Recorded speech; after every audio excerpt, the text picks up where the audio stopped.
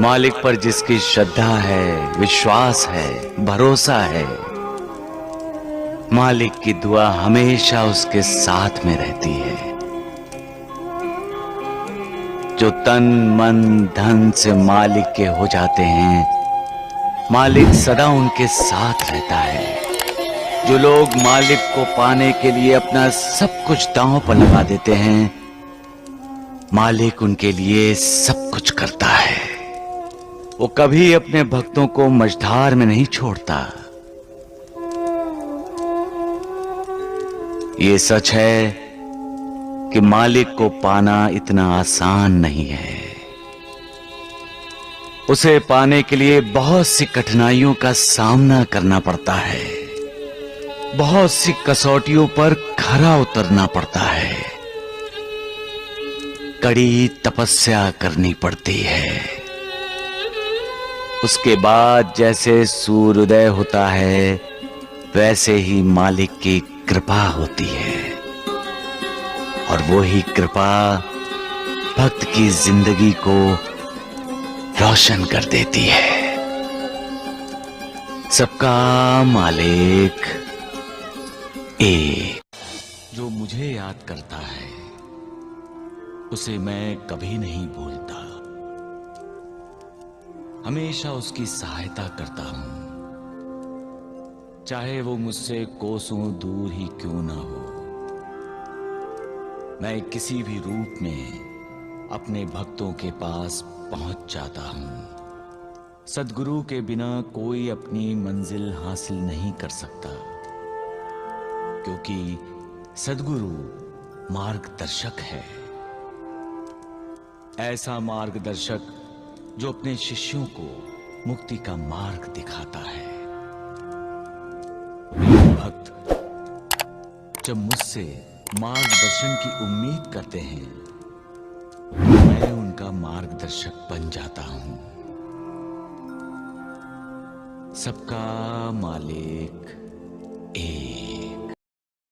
गुरुदेव, दुख, पीड़ा, कष्ट, ये इंसान को परेशान करते हैं। इसलिए लोग साधु संतों पर विश्वास नहीं करते, मालिक की हस्ती को भी नहीं मानते। गुरुदेव साईं, तो फिर लोगों का विश्वास कैसे होगा साधु संतों पर? साधु संतों का चरित्र देखकर उनकी कथनी और करनी में कोई अंतर तो नहीं, ये जानकर इतना काफी है। नहीं गुरुदेव, लोग भोले हैं, निष्पाप हैं। कभी कभी उनके लिए चमत्कार करना ही पड़ता है, क्योंकि चमत्कार के बिना नमस्कार नहीं मिलता। गुरुदेव साईं, कलयुग है, कलयुग है ये। इस कलयुग में मालिक के अस्तित्व का साक्षात कराने के लिए मालिक के बंदों को चमत्कार करना ही पड़ता है। इस कलयुग में इंसान ने अपने दिल के दरवाजे बंद कर दिए हैं। किसी का किसी पर विश्वास नहीं रहा है। आंखें होकर भी इंसान अंधा हो चुका है। सच और झूठ में जो फर्क है, वो ना देख सकता है और ना जान सकता है। वो शैतान को अपना हितैषी मानता है और अपने सामने खड़े भगवान को पहचान भी नहीं पाता। मैं जानता हूं मालिक कि मुझे सबके दिल में श्रद्धा जगानी है, आस्था और भक्ति के दीप जलाने हैं। विश्वास को श्वास देना है, ताकि दिन पर दिन नास्तिक बनने वाले ये इंसान आस्तिक बन सके, तुम्हारी भक्ति करें। जब इंसान कोई दुखदाई समाचार सुनता है, तब भी ऐसा ही लगता है उसे कि आसमान उस पर टूटकर गिर गया है। आसमान के टूटने का मतलब ही है इंसान के जीवन में प्रलय मच जाना। उसके भविष्य को आग लग जाना, उसकी खुशियां बर्बाद हो जाना, उसका विश्वास डोल जाना। इंसान को यह भरोसा होता है कि आसमान कभी नहीं गिरेगा। जिन खंभों पर आसमान खड़ा है वो खंभे इंसान की आंखों को दिखाई नहीं देते, फिर भी उसे विश्वास होता है कि आसमान कभी नहीं गिरेगा। लेकिन जब उसे लगता है कि आसमान गिर गया, यानी मालिक की उस पर कृपा नहीं रही,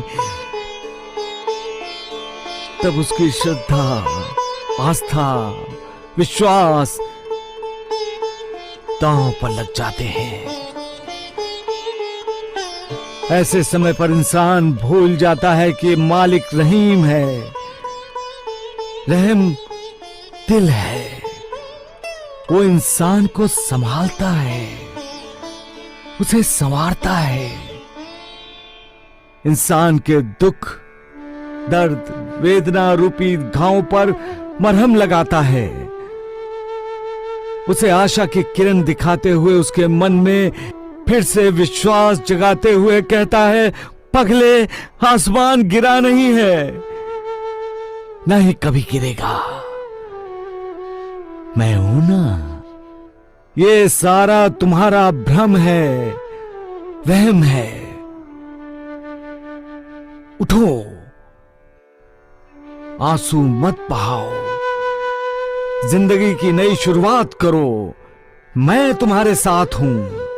और ये कहने की जरूरत नहीं है कि मालिक जिसके साथ होता है, जिसका साथ देता है, जिसके साथ चलता है, उसकी जिंदगी सफल होती है। गरीबी, बीमारी, बुरे हालात में पिसे जाने वाले लोग प्यार के 2 शब्दों के लिए भूखे हैं।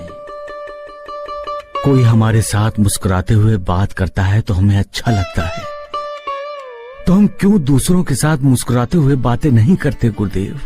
साईं, क्या सिर्फ बातों से ही काम हो जाता है? हाँ गुरुदेव, परंतु तब तक जब तक कि बातें करने वाले का सत्य स्वरूप समाज के सामने नहीं आता। क्या मतलब? गुरुदेव, हम जैसा बोलते हैं वैसा व्यवहार नहीं करते।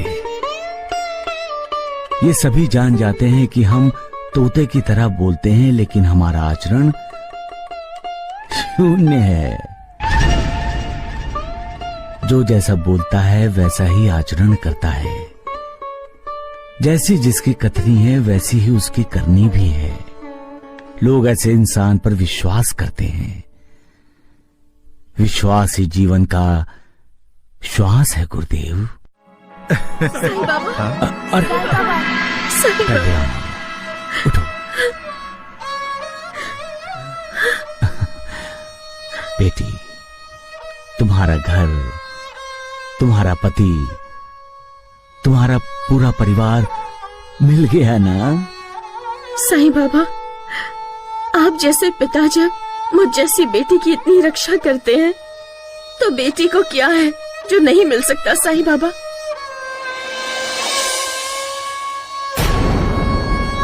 आपने मेरे बच्चों के पिता को सही रास्ता दिखाकर हमें नई जिंदगी दी है। साईं बाबा, हम आपके कृतज्ञ हैं।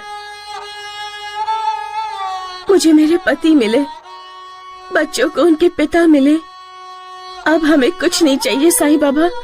हम सब मिलकर अपने घर को स्वर्ग बनाएंगे। तथास्तु। मुझे माफ कर दीजिए बाबा, मुझे माफ कर दीजिए। शराब के अधीन होकर मैंने अपने परिवार को बहुत तकलीफ दी है बाबा, और आपका भी अपमान किया है बाबा। अब मैं कभी शराब को हाथ नहीं लगाऊंगा बाबा, और अपने बच्चों को प्यार दूंगा और अपनी पत्नी को प्यार दूंगा, और आपका सदा कृतज्ञ रहूंगा बाबा, सदा कृतज्ञ रहूंगा। मेरा नहीं, मालिक का। आप ही हमारे मालिक हो बाबा, आप ही हमारे मालिक हो।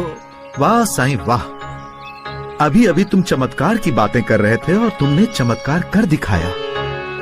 लेकिन साईं, ये एक बात मेरी समझ में नहीं आई कि ये शराबी एक रात में बदल कैसे गया। कल रात साईं बाबा ने इन्हें बहुत मारा। जब मैंने शराब ना पीने की कसम खाई तब साईं बाबा ने मुझे छोड़ा।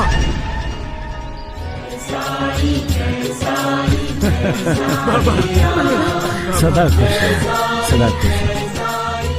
जाओ रमेश, अपने परिवार को खुश रखो, सदा खुश रखो।